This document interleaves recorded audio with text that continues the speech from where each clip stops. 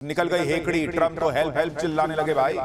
उधर पीएम मोदी ने युद्ध के बीच क्या खेल कर दिया। ईरान ने कर दी डोनाल्ड ट्रंप की ऐसी बुरी हालत, अब चीन के सामने क्यों हाथ जोड़ने पड़े। युद्ध में बुरी तरह फंस गए ट्रंप, पैर पटक रहे। उधर ईरान ऐसी मिसाइलें मार रहा है कि अमेरिका को नचा के छोड़ दिया है। दुबई में फिर बड़ा धमाका, समंदर में गजब मार। ईरान अमेरिका वॉर और कितना भयानक होने वाला है, सबसे पहले इसका चर्चा। देखिए, ईरान अमेरिका के युद्ध को 2 हफ्ते हो चुके हैं, तीसरा हफ्ता शुरू हो चुका है और तीसरा हफ्ता आते आते डोनाल्ड ट्रंप और उनका अमेरिका ऐसे हांफने लगे हैं कि हर तरफ हेल्प हेल्प चिल्ला रहे हैं। अमेरिका मदद के लिए जो है वो चिल्ला रहा है। हमने पहले ही कहा था कि युद्ध शुरू करना आसान होता है बॉस, युद्ध से निकलना बहुत मुश्किल होता है, जो भारत ने ऑपरेशन सिंदूर में करके गजब कर दिया था। ट्रंप वो काम नहीं कर पाए जो नरेंद्र मोदी ने ऑपरेशन सिंदूर में करके दिखा दिया था कि घुसे, मारा और निकल आए। पाकिस्तान को ठोका भी भारत ने और फिर युद्ध से निकल भी आया। आज डोनाल्ड ट्रंप की हालत उस पाकिस्तान की तरह हो गई जो लोन के लिए भीख मांगता है। फर्क बस इतना है कि डोनाल्ड ट्रंप सैन्य मदद के लिए भीख मांग रहे हैं, गिड़गिड़ा रहे हैं कि कोई आकर उन्हें इस युद्ध से निकाल ले। कल तक जो ट्रंप नाच रहे थे बॉस, नाच नाच के बता रहे थे कि युद्ध जीत लिया, युद्ध जीत लिया। अब वही डोनाल्ड ट्रंप क्या क्या कर रहे हैं। ट्रंप 32 देशों के संगठन वाले नेटो से मदद मांग रहे हैं। Trump Japan, south Korea, France से मदद मांग रहे हैं। ट्रंप उस यूके से भी मदद मांग रहे हैं जिसे पहले कह दिया था कि भाग जाओ, तुम्हारी जरूरत नहीं, अब क्या आए हो, भाड़ में जाओ। अब कह रहे हैं कि साथ आओ ना भाई। इतना ही नहीं, ट्रंप उस चीन से भी मदद के लिए गुहार लगा रहे हैं जिसे अमेरिका अपने लिए सबसे बड़ा खतरा बताता है बॉस। आप सोचिए, डोनाल्ड ट्रंप की एक सनक ने, कोई प्लान बी ना होने की वजह से अमेरिका का क्या हाल हो गया। ईरान ने जो पलटकर मारना शुरू किया, घुटने नहीं टेके। आज ट्रंप और अमेरिका की कैसी छीछा लेदर हो रही है बॉस। दुनिया हंस रही है कि नंबर 1 बन के घूमते थे, आज सारी दुनिया से कह रहे हो कि मेरी मदद कर दो। चीन तक से अमेरिका मदद मांगेगा, यह किसने सोचा था, जिस चीन को वो दुश्मन मानते हैं। आज आपको बताऊंगा कैसे ट्रंप चीन के सामने हाथ जोड़ रहे हैं, कैसे दुनिया पर धौंस दिखाने वाले ट्रंप नाक रगड़ रहे हैं। आपको यह भी बताऊंगा कि ईरान से लड़ने के लिए दुनिया भर से मदद मांग रहे ट्रंप को कैसे कैसे जवाब मिल रहे हैं। आपको दिखाऊंगा कि उधर ट्रंप की हालत खराब है, इधर नरेंद्र मोदी ने कैसे अपना गेम सेट किया है। भारत के जहाज कैसे स्ट्रेट ऑफ हॉर्मुज से निकल रहे हैं, भारत कैसे डिप्लोमेसी कर रहा है और उस डिप्लोमेसी की दुनिया में चर्चा है कि भारत के जहाज कैसे आ रहे हैं बॉस। यानी नरेंद्र मोदी ने बीच युद्ध में फिर खेला करके दिखाया है। भारत के लिए यह क्या खबर है, आपको यह भी बताऊंगा।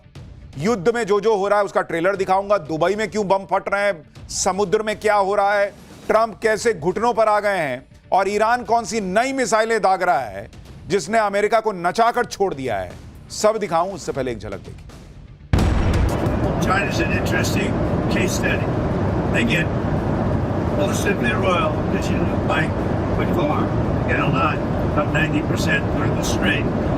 So I said, would you like to come in and we'll find out. Maybe they will, maybe they won't.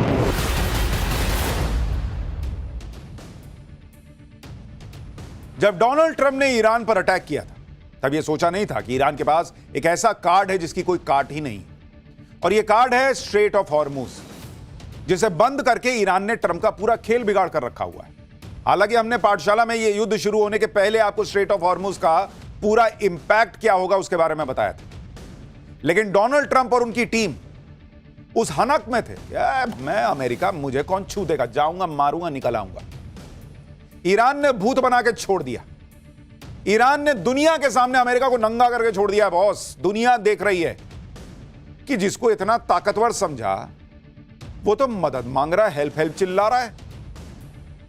America का सारा गुमान तोड़ दिया ईरान ने। स्ट्रेट ऑफ हॉर्मुज को ईरान ने युद्ध के अगले दिन बंद कर दिया और तब से ईरान ने इसे खोला नहीं है। साफ कह दिया कि जो उसका दुश्मन है उसके लिए स्ट्रेट ऑफ हॉर्मुज नहीं खुलेगा।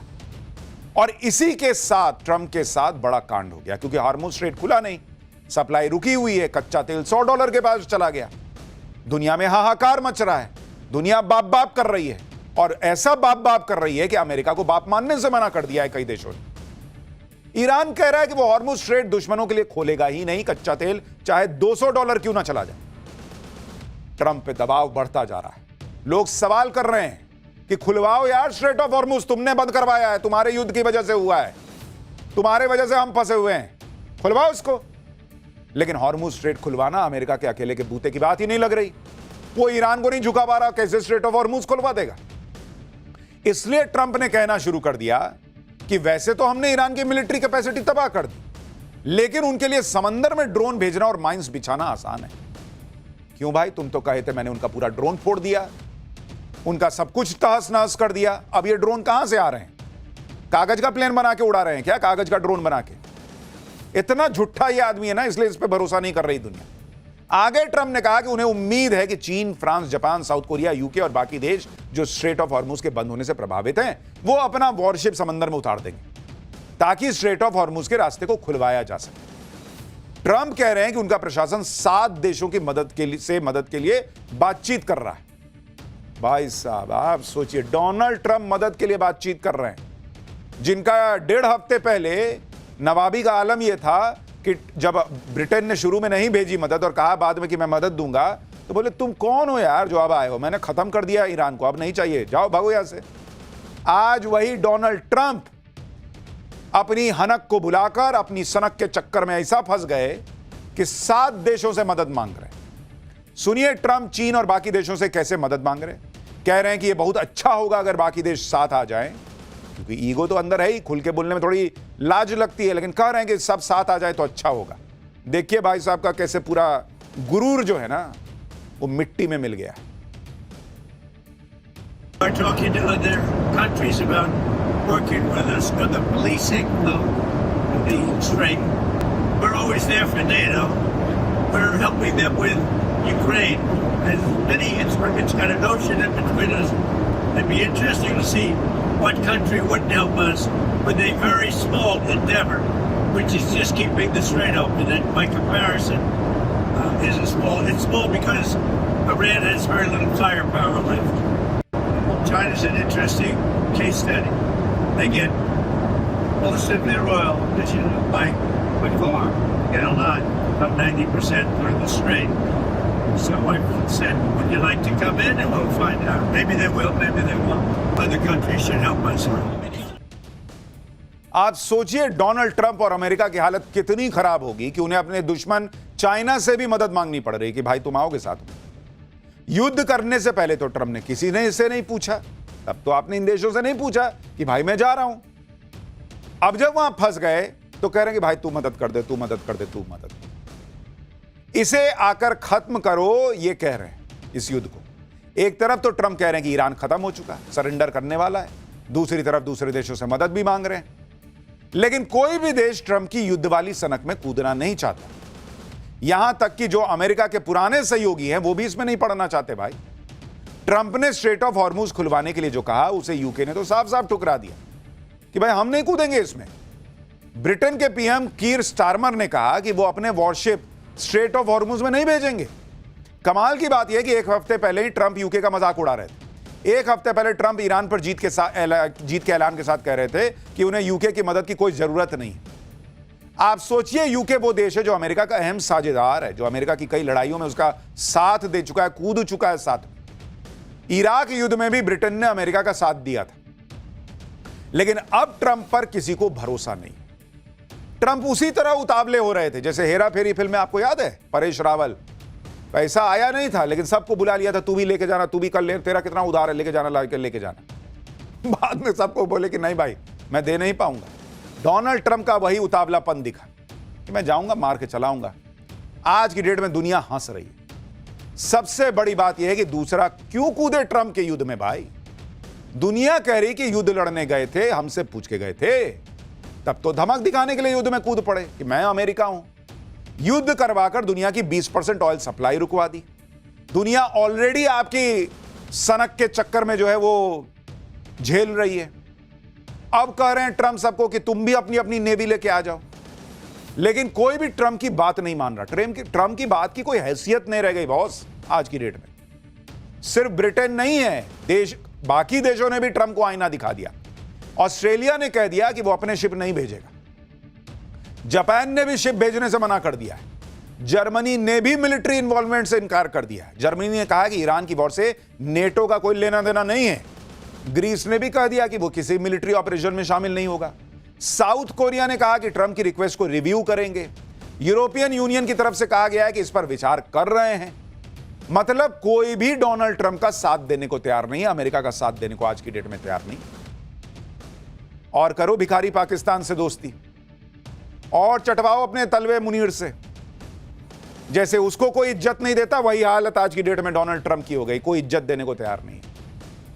ऐसा नहीं है कि ये देश स्ट्रेट ऑफ हॉर्मुज के बंद होने से प्रभावित नहीं है जो मना कर रहे हैं, लेकिन ये देश बाकी विकल्पों पर विचार कर रहे हैं और सीधे सीधे युद्ध में कूदने से बच रहे हैं, क्योंकि उनको भी समझ में आ रहा है युद्ध में घुस तो जाएंगे, फिर निकलेंगे कैसे।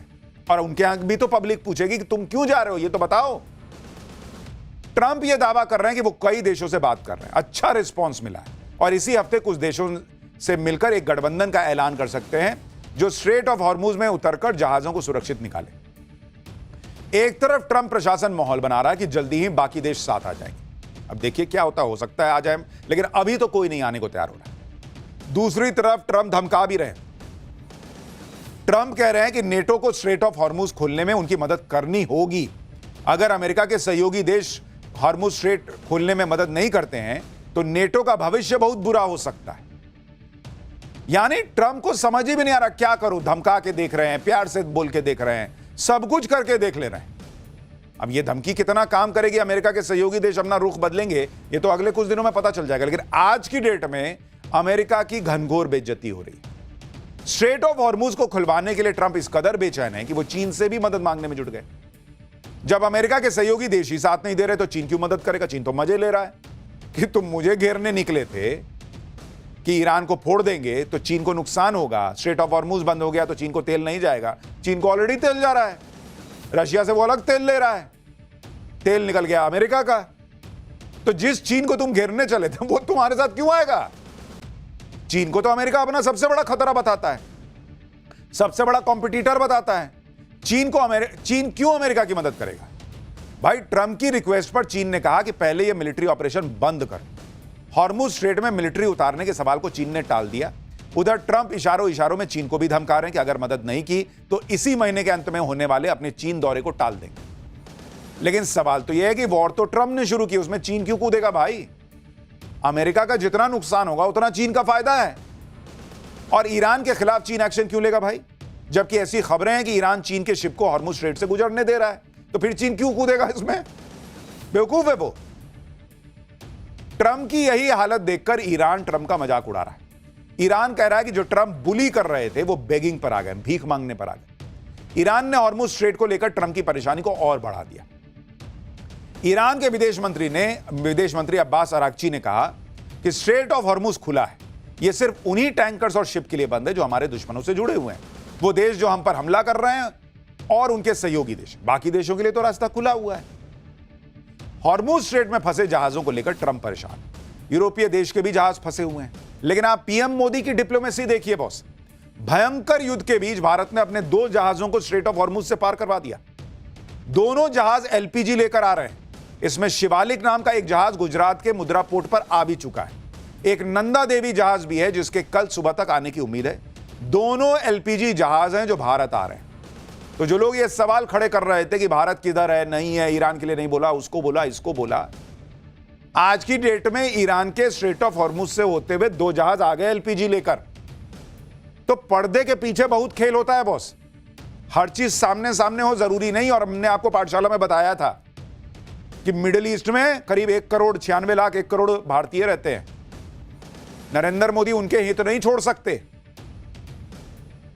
उधर इजराइल है जिससे भारत की दोस्ती है, उसको भी नहीं छोड़ सकते। इधर ईरान है जिसके साथ क्या गलत हुआ नहीं हुआ उसको देखते हुए उससे भी बातचीत चल रही है।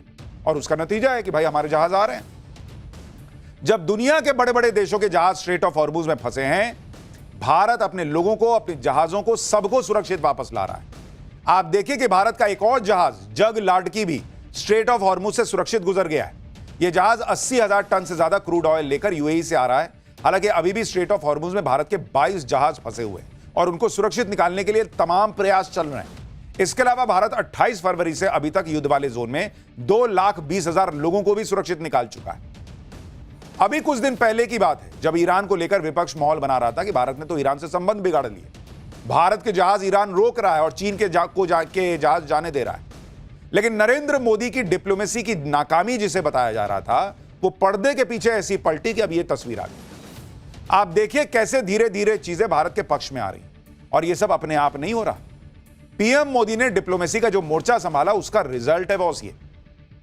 आप देखिए 12 मार्च को पीएम मोदी ने ईरान के राष्ट्रपति से बात की थी। उसके 24 घंटे के अंदर विदेश मंत्री ने भी ईरान के विदेश मंत्री से बात की। युद्ध शुरू होने से लेकर अभी तक विदेश मंत्री एस जयशंकर ईरान के विदेश मंत्री से 4 बार बात कर चुके हैं। दावा है कि हर एक शिप की सुरक्षित वापसी के लिए भारत ईरान से लगातार बातचीत कर रहा है।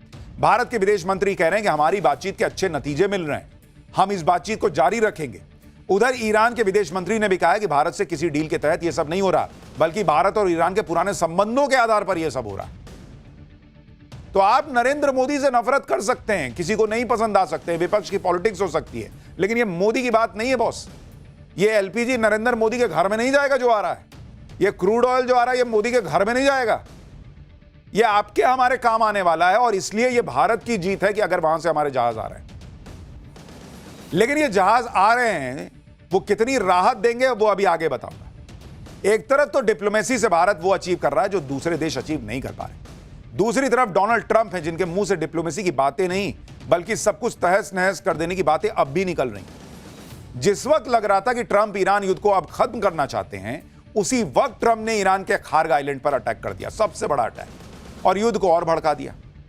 खार्ग आइलैंड पर अमेरिका ने उसी दिन बड़ा अटैक किया जिस दिन ट्रंप ने गाली बकते हुए ईरान को कहा था कि आज देखना इनका क्या करता हूं। इसी दिन अमेरिका ने खार्ग आइलैंड को पहली बार अटैक किया, जिसकी तस्वीरें आपको दिखा रहा हूं। जबकि इससे पहले अमेरिका ने 2 हफ्ते के युद्ध में खार्ग आइलैंड को छुआ भी नहीं था। यानी जब ट्रंप को कुछ समझ में नहीं आया क्या करूं, तो वो खार्ग आइलैंड में घुस गए। ट्रंप ने खार्ग आइलैंड को इसलिए नहीं छुआ था क्योंकि ईरान का 90% तेल खार्ग आइलैंड से निर्यात होता है। यहीं पर ईरान की स्टोरेज फैसिलिटी और टैंकर लोडिंग टर्मिनल और पाइपलाइन भी यहीं पर मौजूद है। कुल मिलाकर यह खार्ग आइलैंड ईरान की लाइफलाइन है। लेकिन ट्रंप ने इसे पहले इसलिए नहीं छुआ क्योंकि इससे युद्ध और भड़क जाता, दुनिया में तेल का संकट बढ़ जाता। लेकिन अब ट्रंप युद्ध में ऐसा फंसे हैं कि उन्हें आखिर में आकर खार्ग आइलैंड पर अटैक करना पड़ा। यह दिखाना पड़ा कि ईरान वॉर में उनके पास अभी भी पत्ते बचे हुए हैं। लेकिन आप यह भी देखिए कि अमेरिका ने खार्ग आइलैंड में अटैक किया तो वहां के तेल को निशाना नहीं बनाया, बल्कि वहां सैन्य ठिकानों को निशाना बनाया। क्योंकि डोनाल्ड ट्रंप को अब भी अंदर ऐसे चुन्नू सी उम्मीद है कि कल को हम घुसेंगे और ये तेल लूट लेंगे। तो तेल नहीं फोड़ते हैं, बिजनेसमैन आदमी है बॉस। उन्होंने ईरान को मैसेज दिया कि देखो मैं यहां मार सकता हूं। ईरान झुकने वाला है, उसके बावजूद नहीं झुका। अमेरिका ने खार्ग आइलैंड में समंदर में बिछाने वाली बारूदी सुरंगों की फैक्ट्री, मिसाइल स्टोरेज बंकर और दूसरे सैन्य ठिकानों पर बम गिरा दिया, लेकिन ऑयल इंफ्रास्ट्रक्चर को निशाना नहीं बनाया। डोनाल्ड ट्रंप तेल छुएंगे, तेल में का ही तो असली खेल है। ट्रंप की नजरें ईरान के खार्ग आइलैंड पर टिकी हुई और खार्ग आइलैंड पर और हमले की वो धमकी दे रहे हैं। ट्रंप ने कहा कि सिर्फ मजे के लिए अमेरिका खार्ग आइलैंड पर और हमले कर सकता है। सुन रहे हैं आप इस आदमी का, आप लेवल देखिए सोचने का। कह रहा है कि मैं मजे के लिए मार सकता हूं। ऐसी धमकी देकर ट्रंप ईरान पर प्रेशर बढ़ा रहे हैं कि स्ट्रेट ऑफ हॉर्मुज खोलो। इसके अलावा यह भी दावा है कि अमेरिका 2500 सैनिक भी ईरान की धरती पर उतार सकता है। इस फैसले को लेकर यह बातें हो रही हैं कि क्या ट्रंप खार्ग आइलैंड पर कब्जा करने में लगे हुए हैं। जो हमने आपको कहा था कि इस आदमी के दिमाग में घूम फिर के पैसा पैसा पैसा चलता है। वो दुनिया को नाटक करके बताता है कि अमेरिका दुनिया को बचाने के लिए ईरान में घुस रहा है, रिजीम चेंज करना चाहता है, वो परमाणु हथियार रोकना चाहता। अरे कुछ नहीं रोकना चाहते, तुम खाली लूटना जानते हो। अमेरिका, तुम खाली तेल लूटना जानते हो, और एक बार तेल के बहाने घुसे तो जो मिलता है लूट के निकलते हो। तो ये तमाशा दुनिया को दिखाना कि हम दुनिया का भला कर रहे हैं। अभी इनके प्रवक्ता से पूछा गया कि भाई दूसरे देश को क्यों घुसना चाहिए आपकी मदद के लिए, आप उनसे तो पूछ के गए नहीं थे। तो वो कह रही है इनकी प्रवक्ता कि भाई हम दुनिया के लिए ना लड़ रहे हैं। अरे बाप रे, दुनिया के लिए लड़ रहे हैं, हमसे पूछ के लड़े हो तुम। खार्ग आइलैंड पर हमला करके ट्रंप ने ईरान को और भड़का दिया। ईरान ने कहा था कि उस पर जिस तरह के हमले होंगे वो वैसा ही पलट के जवाब देगा। अगर उसके ऑयल इंफ्रास्ट्रक्चर को निशाना बनाया जाएगा तो फिर वो भी दूसरों के ऑयल इंफ्रास्ट्रक्चर तबाह करेगा। यानी टिट फॉर टैट चल रहा है ईरान का, तुम मारो हम भी मारेंगे, तुम 4 मारोगे हम 2 तो मार ही देंगे। ईरान ने कहा कि खार्ग आइलैंड पर जो हमला हुआ था वो अमेरिका ने यूएई से किया, इसलिए खार्ग आइलैंड पर अमेरिका के हमले के बाद ईरान ने फिर से यूएई पर अटैक करना शुरू कर दिया। ईरान ने यूएई की फुजेराह पोर्ट पर हमला किया है। फुजेराह एक अहम ऑयल एक्सपोर्ट हब है। ईरान इसे लगातार टारगेट कर रहा है। शनिवार को भी जब ईरान ने इस पोर्ट पर हमला किया था तो भारत का जगलाट की शिप उस पोर्ट पर था और वहां ऑयल टर्मिनल से शिप पर क्रूड ऑयल लोड हो रहा था। राहत की बात यह रही कि इस हमले में किसी को कोई नुकसान नहीं।